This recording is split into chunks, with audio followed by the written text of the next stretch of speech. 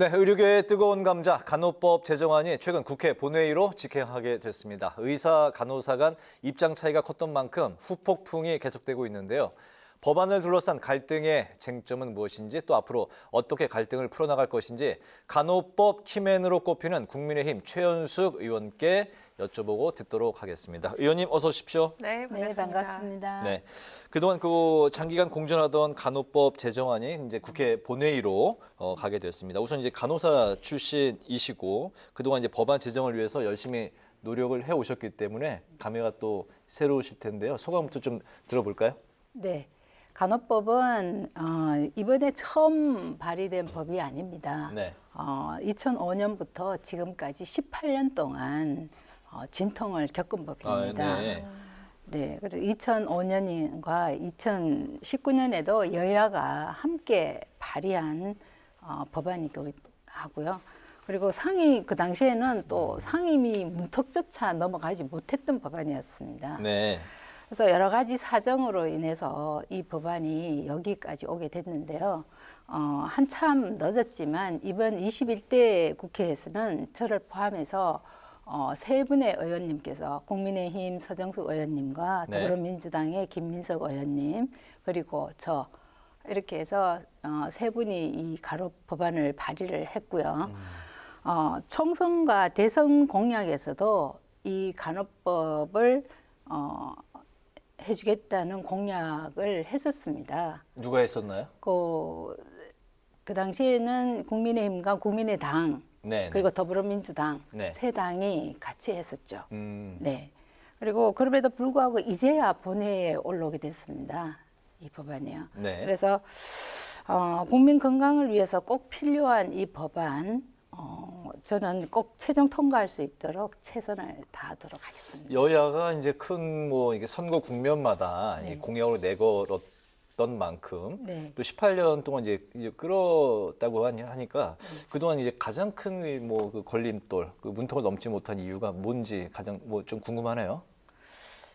그거는 여러 가지 이유가 있겠지만 간호사가 개원을 할 수 있다라든지 간호사가 이 법이 통과되면 단독 진료를 할 수 있다. 이런 여러 가지 이유들이 그렇군요. 있었습니다. 네. 네, 자 쟁점을 짚어보도록 하겠습니다. 현행 그 의료법이 있는데 간호법을 만드는 게 필요한가?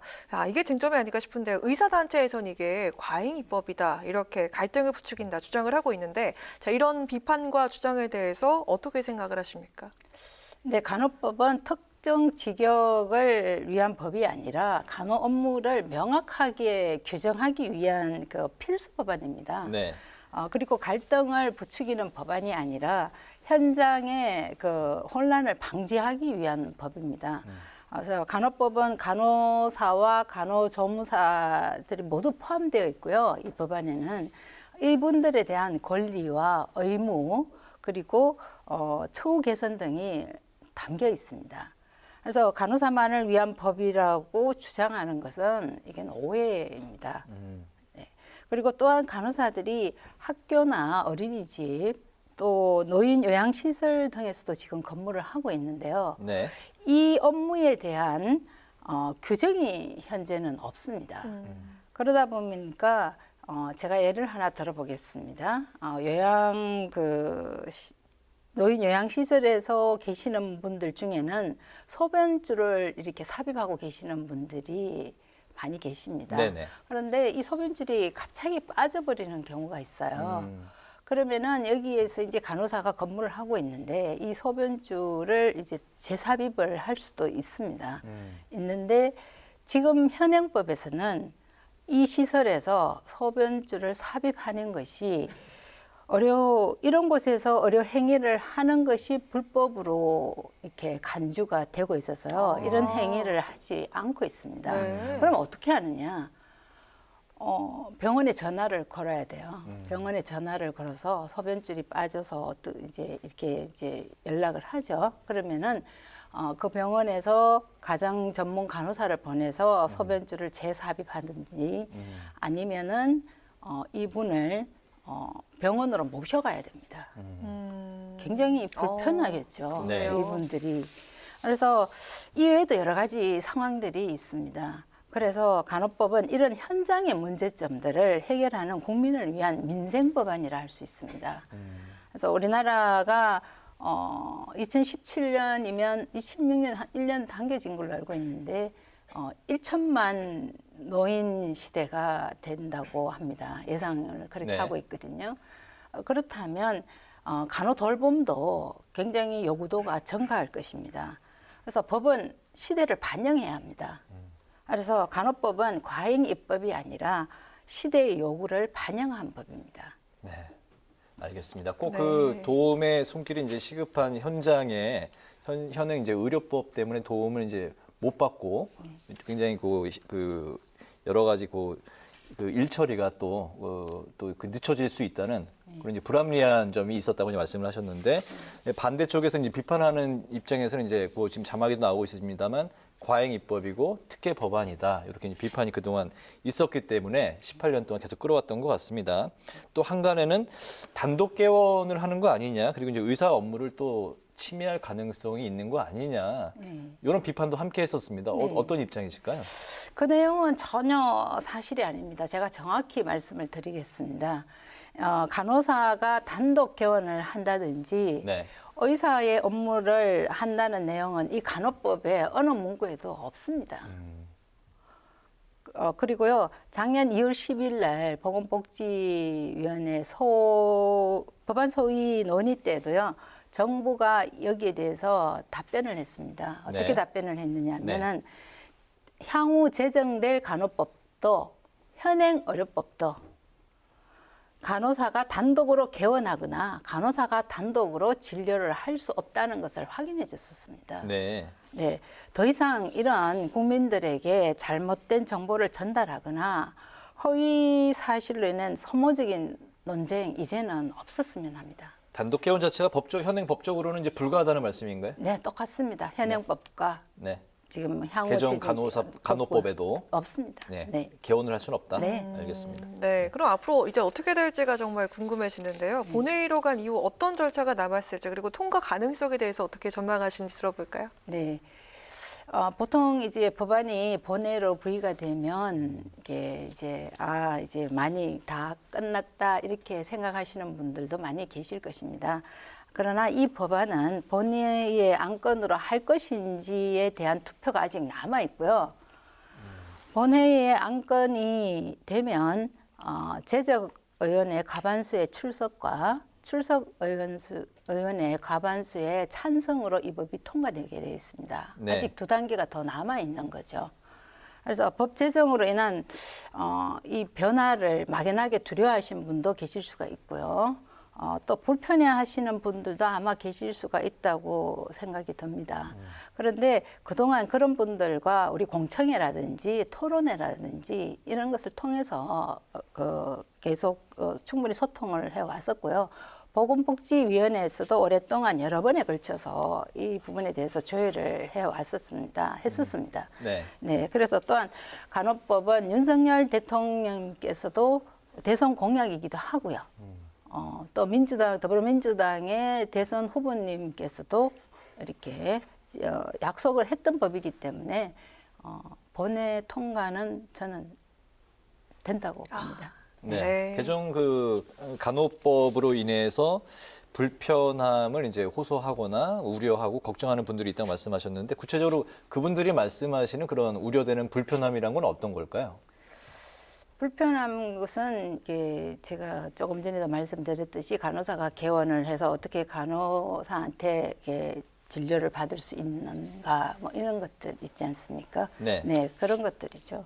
네. 거기다가 이제 또 의료계가 이제 분열돼서 결국에는 이제 그 피해가 고스란히 이제 국민들한테 돌아가는 거 아니냐 네. 그런 우려도 있는 것 같습니다. 거기에 이제 또 필수 의료에 대한 논의도 또 발목이 잡히는 거 아니냐 그런 또 걱정도 같이 함께하는 것 같고요. 네. 네. 어떻게 보십니까? 간호돌봄을 다루는 간호법과 필수 의료는 분리해서 생각을 해야 합니다. 이거는 같을 수가 없는 겁니다. 네. 간호법은 간호사 등의 업무 범위를 정해서요. 그 업무 범위를 명확하게 규정을 하고 또 다가오는 초고령 사회에서에 맞는 간호 돌봄 체계의 법적 근거를 마련하는 것이고요. 필수 의료는 말 그대로 국민들의 그 건강과 생명을 보호하기 위해서 꼭 필요한 의료를 필수 의료라고 합니다. 간호법 때문에 필수 의료 논의 저는 미루어져서는 안 된다고 봅니다. 그래서 특히 각 단체가 이를 또한 정치적으로 이용해서도 안 된다고 생각합니다. 그래서 의료계와 정부에서 오랫동안 이런 필수 의료가 문제가 많았지 않습니까? 네. 계속적으로 이런 문제에 대한 해결 방안에 대해서 논의를 지금까지 계속 지속해 온 걸로 알고 있습니다. 그렇기 때문에 의료계에서 간호법 때문에 필수 의료에 대한 논의를 멈출 것이라고는 저는 생각지 않습니다. 네. 왜냐하면 국민의 생명과 안전이 더 중요한 것이잖아요. 의사협회에서는 뭐 파업도 고려한다는 이야기도 나오고 있네요. 네. 예. 저는 걱정이 큽니다. 국민들 네. 입장에서는. 네. 그래서 이 간호법을 제가 설명도 드렸지만 간호사의 그 업무 범위를 명확히 규정하고 처우 개선에 관한 법이기 때문에 네. 진료권이라 침해라든지 단독 개원이라든지 이런 거하고 상관이 없는데도 불구하고 이런 필수 의료와 같이 이게 묶어서 이렇게 논의를 이렇게 미룬다든지 이런 또 아까 말씀하셨듯이 파업을 한다든지 이런 부분들은 아마 저도 의료인 출신의 국회의원이기도 하지만 국민의 그 생명과 안전을 담보로 해서 그렇게 하지는 저는 않을 것이라고 생각하고 직역들의 저는 지성을 믿습니다. 그 우선 부분에 대해서. 말씀하시는 직역이라는 게 구체적으로 좀 쉽게 무슨 뜻입니까? 직역.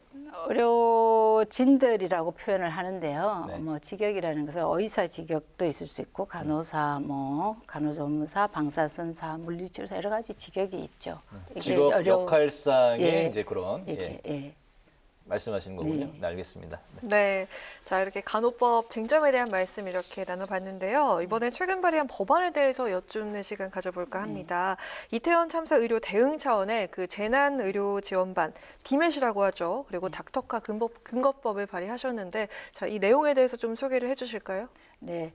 우리나라도 12구 사태 참사가 있었죠. 네. 그리고 또 트르키예와 시리아의 재난으로 많은 국민들이 가슴 아파했었습니다. 이런 참사나 재난이 결코 우리와 동떨어져 있지 않고요. 언제든지 우리가 발생될 수 있다고 저는 생각을 합니다. 네. 그래서 이런 재난 상황에 긴급 재난 의료 대응이 굉장히 중요합니다.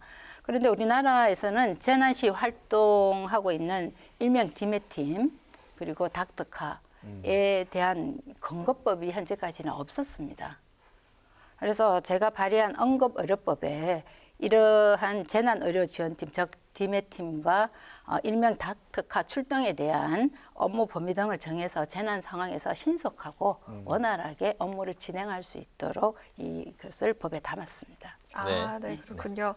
자, 그럼 올해 의정활동 목표와 계획을 좀 들어볼까 하는데요. 정말 오랜 시간 동안 간호사로 활약을 해오셨던 그 경험을 통해서 의료 현장을 개선하기 위한 의정활동을 그동안 펼쳐오셨는데, 자, 그럼 궁금합니다. 올해는 주로 어느 곳에 중점을 두고 활동을 하실 계획이신지 들어보도록 하겠습니다. 네, 저는 의료인 출신으로서 보건복지위원회에서 4년간 지금 현재 활동을 하고 있는 의원인데요. 올해는 마약과 정신건강 그리고 취약계층 복지 강화에 제가 집중할 계획입니다. 네. 그래서 마약은 지금 우리나라 정부에서도 마약과의 전쟁을 선포하지 않았습니까? 마약은 발을 들이는 것부터 이렇게 막아야 됩니다. 한번 발을 들이면 굉장히 빠져나오기가 힘들기 때문에 이 발을 들이지 않게 하는 예방책부터 시작을 해서 치료 그리고 재활까지 이렇게 하는 이런 총체적인 관리 체계를 저희들이 이렇게 확립하는 것과 그리고 삶을 스스로 놓는 지금 안타까운 일들이 특히 젊은 청년들에게서 많이 발생이 되고 있습니다. 네, 그 마약류 관련해서 많은 법안을 또 발의하셨죠? 몇 개 정도 하셨죠? 지금 5개 정도 아, 발표를 네. 했습니다. 네. 그리고 이제 이 스스로 이제 목숨을 이렇게 놓아버리는 이 안타까운 청년들을 위해서도요. 지금 예방책 수립이 굉장히 중요합니다. 그래서 이런 교육 프로그램이라든지 이런 것을 할 수 있는 법안을 발의를 했었고요. 또 자립 준비 청년이라든지 청소년 부모들이 이런 지금 경제가 굉장히 어렵지 않습니까? 네. 이런 우리 취약계층들이 경제가 어려울수록 굉장히 힘듭니다. 그래서 이런 분들이 한 번이라도 더 웃으면서 정말 대한민국 정말 살기 좋은 나라야 이렇게 말할 수 있는 그런 나라가 될 수 있도록 제가 더 취약 이 복지 사각지대를 좀 더 꼼꼼하게 챙기는 의정 활동을 하겠습니다. 알겠습니다. 일단 그 간호법 법안 통과 때까지 또 이제 매진을 하실 것 같고요.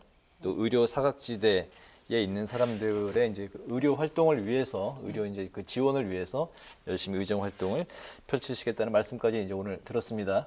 네. 이제 저희 그 파워 인터뷰 마칠 시간이 됐습니다. 지금까지 국민의힘 최연숙 의원과 함께 이야기를 나눠봤습니다. 오늘 말씀 네, 잘 들었습니다. 잘 의원님 들었습니다. 고맙습니다. 고맙습니다. 감사합니다.